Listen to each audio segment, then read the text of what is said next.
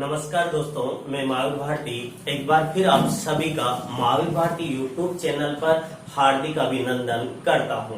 दोस्तों, last video में हमने बात की थी यानी कि क्या महाराणा यानी कि रायमल और रायमल के यानी कि जो पुत्र थे उनके अंदर जो संघर्ष हुआ था उस पर हम बात कर चुके थे। और कब की बात है, 1509 ईस्वी में किसकी मृत्यु हो जाती है, तो 1509 ईस्वी में महाराणा रायमल की मृत्यु हो जाती है। उसके बाद में शासक कौन बनते हैं, तो महाराणा सांगा शासक बनते हैं। दोस्तों, महाराणा सांगा की अगर हम बात करें तो महाराणा सांगा यानी कि महत्वाकांक्षी वीर योद्धा हुआ करते थे। यहाँ पर महाराणा सांगा की अगर हम बात करें तो महाराणा सांगा यानी कि महाराणा सांगा का जो समय रहा है वह मेवाड़ का क्या माना जाता है, चरमोत्कर्ष काल माना जाता है। तो दोस्तों, अगर क्वेश्चन पूछा जाए कि मेवाड़ का चरमोत्कर्ष काल यानी कि किसका माना जाता है, तो महाराणा सांगा का काल यानी क्या माना जाता है, मेवाड़ का चरमोत्कर्ष काल माना जाता है।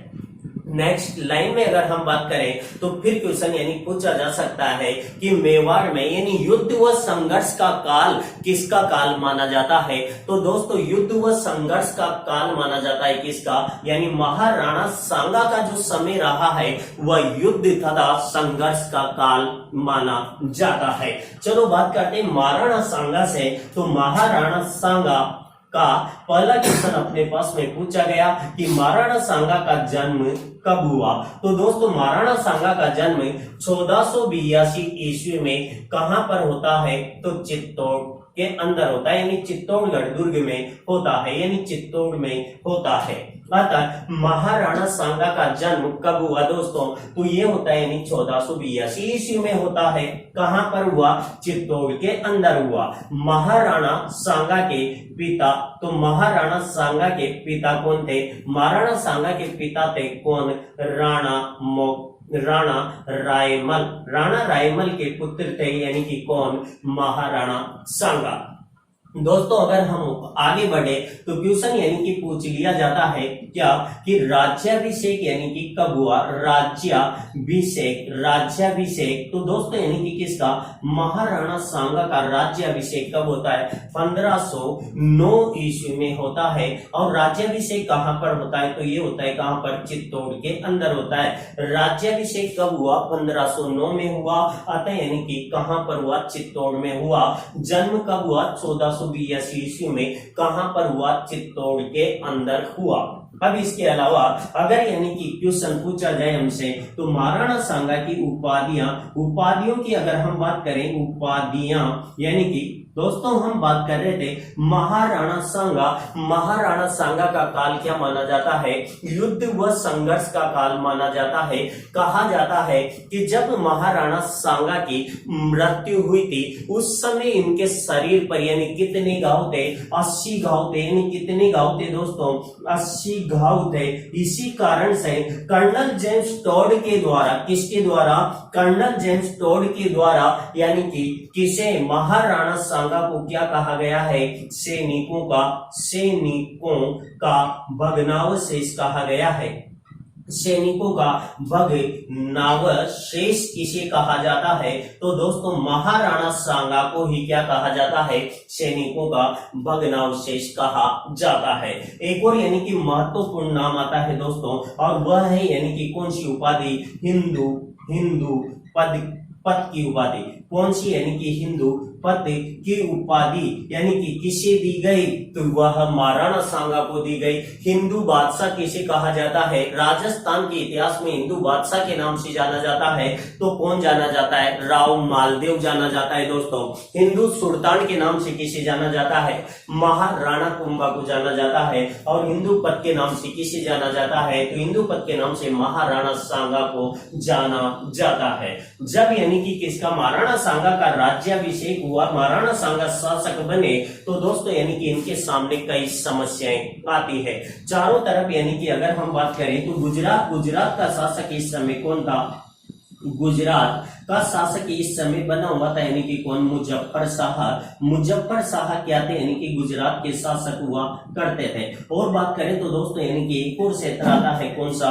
मालवा क्षेत्र। और मालवा का शासक यानी कि कौन था? नासिरुद्दीन था। कौन था? नासिरुद्दीन यानी कि शासक बना हुआ था। अतः यानी कि यहाँ से, जबकि दिल्ली की अगर हम बात करें तो दिल्ली में यानी कि कौन बैठा हुआ था? तो दिल्ली में यानी कि इब्राहिम लोदी बैठा हुआ था। कौन बैठा हुआ था दोस्तों? इब्राहिम लोदी बैठा हुआ था। इब्राहिम लोदी। अतः यानी कि दिल्ली का शासक था इब्राहिम लोदी। मतलब यानी कि चारों तरफ से यानी कि से अपने साम्राज्य को बचाने की जिम्मेदारी आ गई थी किसके ऊपर? महाराणा सांगा के ऊपर। इस कारण से महाराणा सांगा के द्वारा अगर हम बात करें तो कौन सा? पूर्वी क्षेत्र यानी कि मेवाड़ का उत्तरी पूर्वी क्षेत्र में अपने विश्वसनीय यानी कि सरदार, जिसका नाम था क्या? करमचंद पवार को सौंप दिया जाता है और उत्तर पूर्वी क्षेत्र से यानी कि क्या हो जाता है? अतः उत्तर पूर्वी क्षेत्र अब सुरक्षित यानी कि किसके हाथों में चला गया था? करमचंद पवार के हाथों में चला गया था। सांगा यानी कि इस तरफ से तो क्या हो जाता है? संतुष्टि हो जाता है। आखिरकार यानी कि कहा? महाराणा सांगा तथा मालवा की तरफ की अगर हम बात करें तो सांगा तथा मालवा का संघर्ष होता है। क्यों हुआ? इसका कारण क्या था? अतः उस पर हम चर्चा करते हैं। दोस्तों पहला ही संघर्ष लेते हैं हम, यानी कि एक एक की बात करेंगे। मालवा से लेकर यानी कि गुजरात, और गुजरात से लेकर इब्राहिम लोदी यानी दिल्ली की ओर चलेंगे, तब यानी इब्राहिम लोदी और बाबर से यानी होने वाले जो संघर्ष है, इन सब पर हम विस्तार से चर्चा करने वाले हैं। अतः वीडियो को पूरा देखना दोस्तों, सब चीजें आपको यानी एक एक समझ में आएगी। सबसे पहले हम बात करते हैं किसे लेकर? मालवा। अतः यानी कि कौन? मालवा व सांगा को लेकर बात करते हैं। मालवा व सांगा संघर्ष कैसे हुआ था? मालवा की अगर हम बात करें, चलो पहले सबसे पहले समझना मालवा को लेकर। मालवा का शासक था जिसका नाम क्या था? नासिरुद्दीन था। नासिरुद्दीन। अतः दोस्तों कौन सा शासक? नासिरुद्दीन। इसकी क्या हो जाती है? मृत्यु हो जाती है।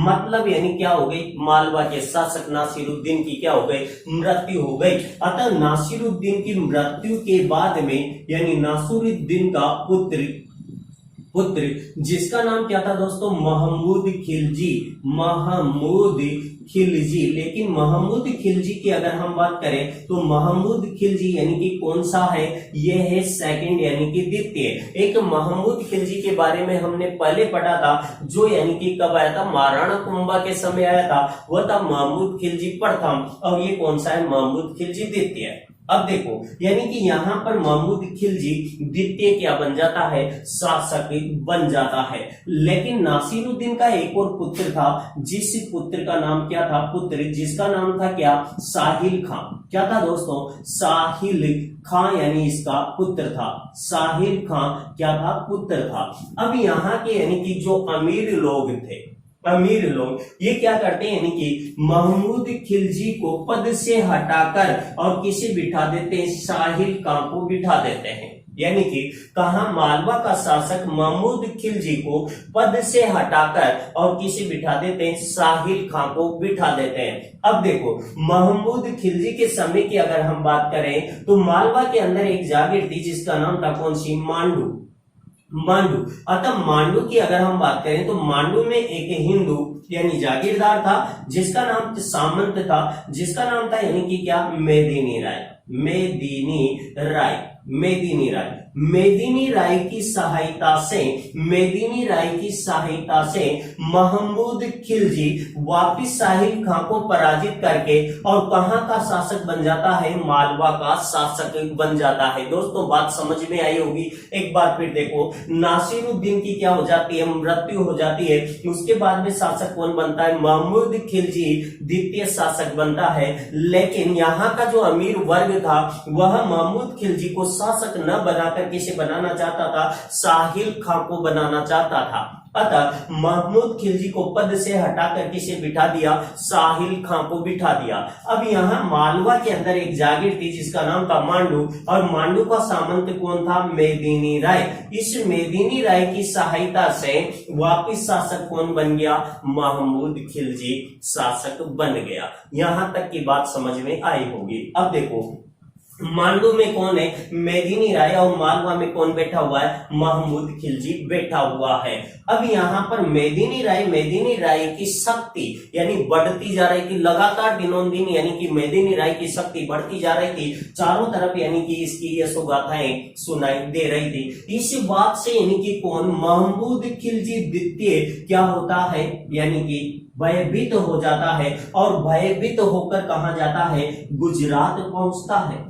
कहां पहुंचा दोस्तों, गुजरात पहुंचा। गुजरात का शासक कौन था, तो गुजरात का शासक था मुजफ्फर शाह था। कौन था दोस्तों, मुजफ्फर शाह, यानी कहां का शासक था, तो गुजरात का शासक था। गुजरात के शासक से क्या करता है, सहायता मांगता है कौन, महमूद खिलजी। अतः गुजरात का महमूद, मुजफ्फर शाह तथा महमूद खिलजी की एक संयुक्त सेना किस ओर बढ़ती है, मांडू की तरफ आगे बढ़ती है। अतः मांडू से मेदिनी राय यानी कहां पहुंचा, सांगा के पास, यानी कि सहायता मांगने के लिए पहुंचा।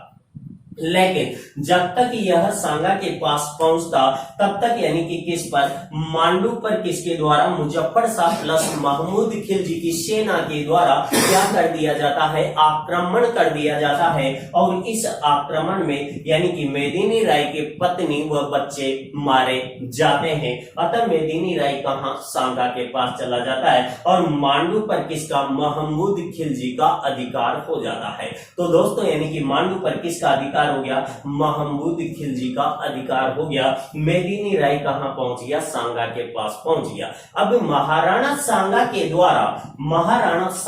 द्वारा मेदिनी राय को कहां की, चंदेरी के लिए शासक हुआ करते थे। अतः यानी कि चंदेरी के शासक मेदिनी राय को कहां की, गागरोन की जागीर दे दी जाती है। कहां की जागीर दे दी जाती है, गागरोन की जागीर दे दी जाती है। गागरोन की जागीर किसे दी गई दोस्तों, तो गागरोन की जागीर यानी कि मेदिनी राय को दे दी गई। किसके द्वारा दी गई, तो महाराणा सांगा के द्वारा दी गई। अब यहाँ का यानी जागीरदार कौन बन गया, मेदिनी राय बन गया। लेकिन महमूद खिलजी किससे, मेदिनी राय को पूरी तरह से यानी क्या करना चाहते थे, खत्म करना चाहते थे। इनकी शक्ति को यानी कि जो थी उसे नष्ट करना चाहते थे। इस कारण से महमूद खिलजी किस पर, यानी कब की बात है, 1500 यानी 19 ईस्वी की बात है। और 1519 ईस्वी में किस पर आक्रमण करते हैं, गागरोन पर आक्रमण करते हैं। अतः कौन सा युद्ध होता है, तो गागरोन का युद्ध होता है। तो दोस्तों गागरोन का युद्ध यानी कि कब हुआ, 1519 ईस्वी में हुआ। किस किस के मध्य हुआ, जब इस बात का पता किसे चला, महाराणा सांगा को चला, तो सांगा भी एक विशाल सेना लेकर कहां पहुंचता है, गागरोन पहुंचता है। अतः सांगा के साथ में कौन थे, मेदिनी राय थे। कौन थे दोस्तों, मेदिनी राय थे। अतः मेदिनी राय, सांगा प्लस मेदिनी राय वर्सेज किसके मध्य, तो किसके मध्य दोस्तों, मालवा के शासक, और मालवा के शासक का नाम क्या था, तो दोस्तों मालवा के शासक का नाम था यानी कि क्या, महमूद खिलजी द्वितीय। महमूद